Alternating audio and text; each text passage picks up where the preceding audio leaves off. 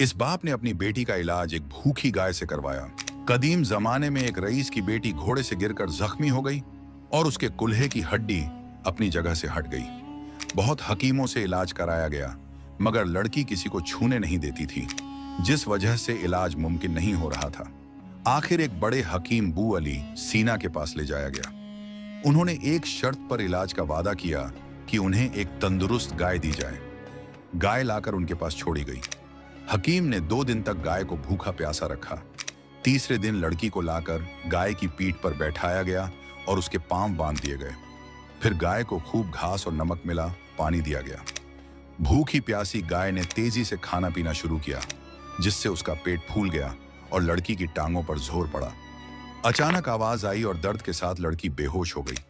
हकीम ने बताया कि उसकी हड्डी अपनी जगह पर वापस बैठ चुकी है। इस तरह हिकमत और समझदारी से इलाज किया गया। यही महान हकीम बू अली सीना थे, जो बाद में दुनिया में मशहूर हुए।